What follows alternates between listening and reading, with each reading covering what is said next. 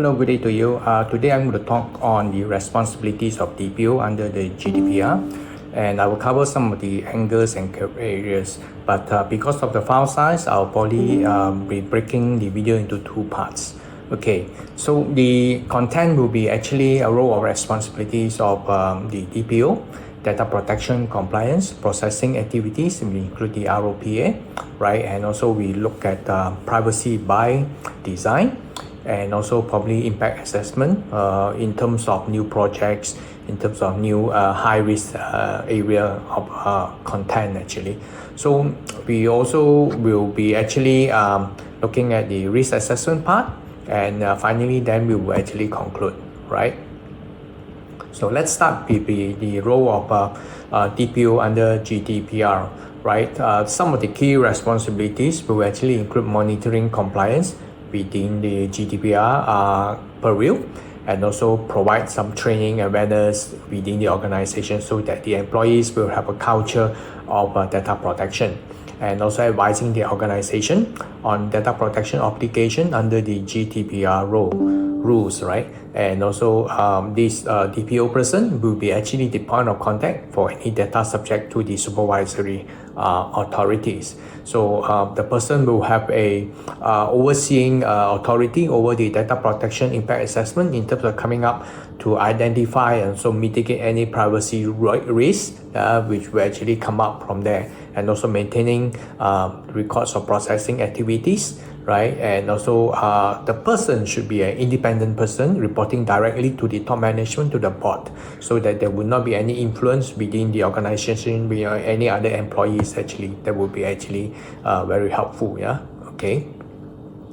So we talk a little bit about the roles and responsibility, R&R, right? As we mentioned earlier on as well, the person, the DPO, will actually be advising and informing the organization of any data controller, data processor kind of rulings which actually need to comply with GDPR, right? And also the person will actually be acting as the POC for the supervisory actually authority.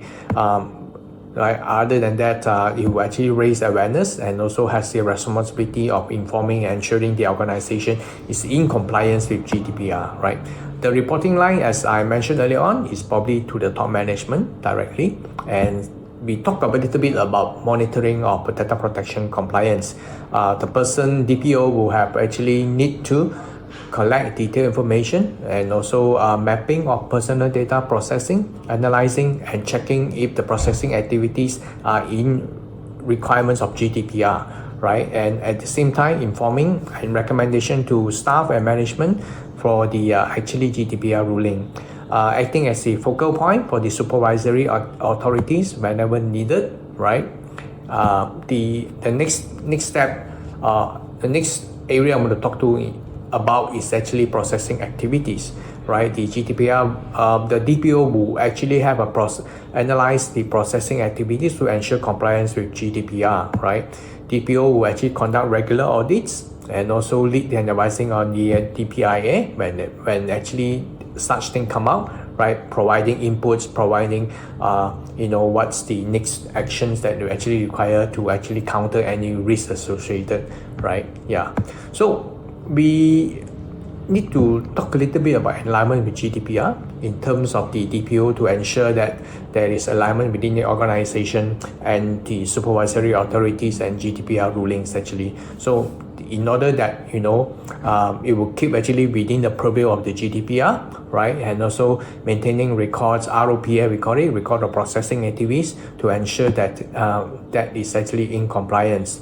So we need to have the DPO to actually progressively actually update the organization and the employees on any changes on the rules, right? And I think it's also important that tracking of data processing, the ROPA thing, right? And some of the key areas will actually include creating regular update ROPA, any high risk processing, right, to monitor compliance, and also documenting the data subject access requests, right? That any data breach incidents we need to report to the supervisory authority, leveraging compliance and all those stuff, right? Yeah.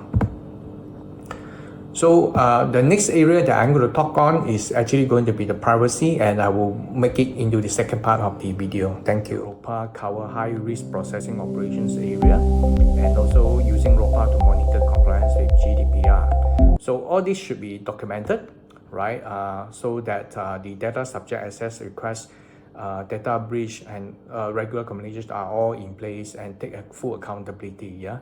Leveraging on management, any compliance tools, that platforms that will be actually helpful, and also providing the ROPA related documents as and when needed to the supervisory authorities actually.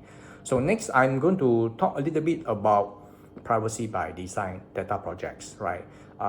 So the DPO should have a responsibility to promote privacy by design, right? In terms of embedding the privacy from the earliest time of the project when it start, right from the beginning stage, and contacting any DPIA by leading and advising on the assessment, evaluating, and mitigating any privacy risk that actually needing.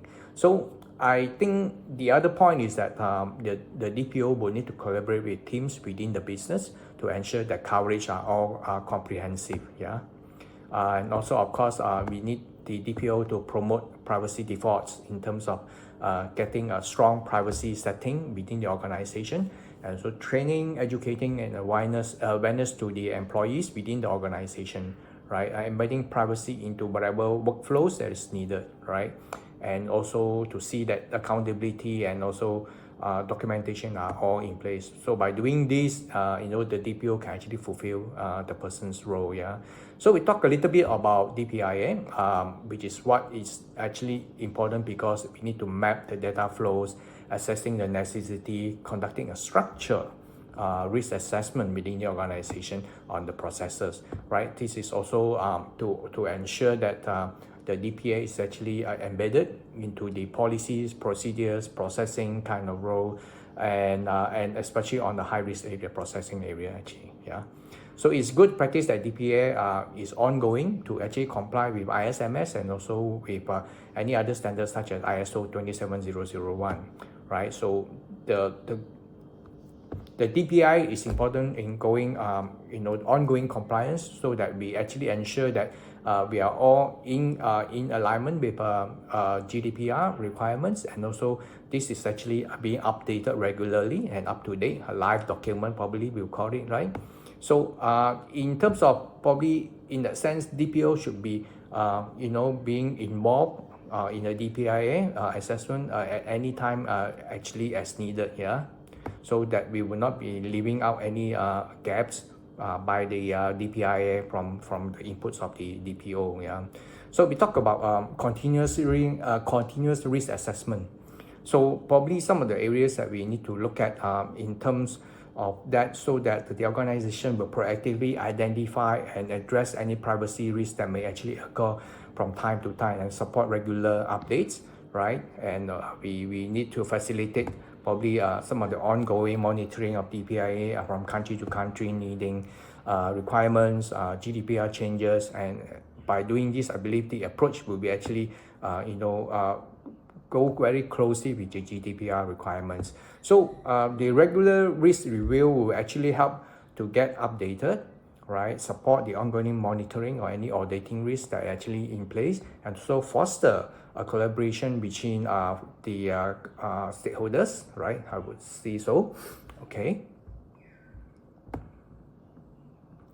So we talk a little bit on privacy risks and what we will need to do kind of thing. So the regular risk review will actually help to ensure the organization keep intact within the audit purview, right? Yeah, DPIA is also important that starting from any new projects or software identification, so that we actually address all those risks actually. Yeah. So I think this is probably to ensure compliance actually in place. So the DPIA is needed so that you will close any gaps identified, so provide only action planning, right? And we will, by doing that, we'll be able to actually comply with the GDPR requirements. So the last thing I probably want to say is the conclusion. The DPO functionality is an independent expert role within the organization, and this person should actually have an independent reporting direct to the board, highest top management, or board members kind of thing.